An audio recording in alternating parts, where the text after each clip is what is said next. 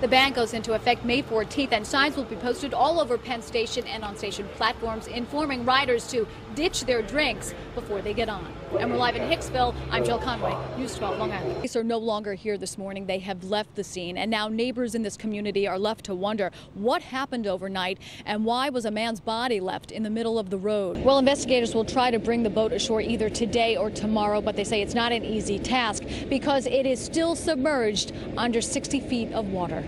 We have just learned that the fight broke out in the parking lot of the Burger King behind me, and when cops got here, they found the victim, a 26-year-old man with stab wounds to his hands, to his neck, and to his leg. But we are still waiting to hear about the two survivors of that plane crash. Cops have not released their name or their condition, but we are hearing reports that they are from Massachusetts. Now, this is the fire department barbecue wars. I don't know if you guys know this, but this is intense. Charlie, tell me what we're doing here.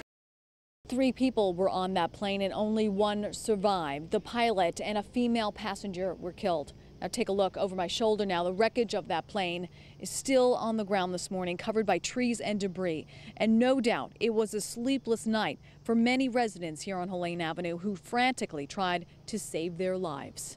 707 headquarters, we got a down plane, hit a dumpster. What is that? There's a man inside burning.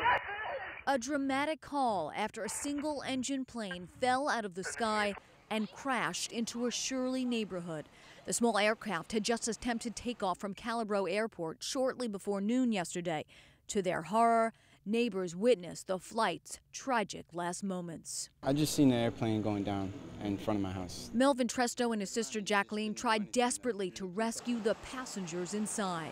We could have saved to get him out, and we couldn't. Her boyfriend, using a garden hose, tried to douse the pilot, who was burning in front of her eyes. We're keeping him wet and trying to keep him from burning to death in front of us. I mean, he was burning alive inside that aircraft. He was trapped. The passengers, Jane Unjum and her husband, were able to get out of the plane and collapsed on the ground. Neighbors were wetting them down with another hose and towels. They were burned all over their bodies, and nobody else was here, so I had my shirt off with my shirt on them, like wet towels to cool them down.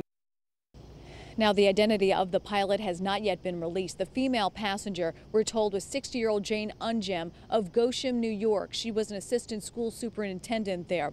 Her husband, Eric, 61 years old, is now at Stony Brook University Hospital fighting for his life this morning. In Shirley, I'm Jill Conway, News 12 Long Island.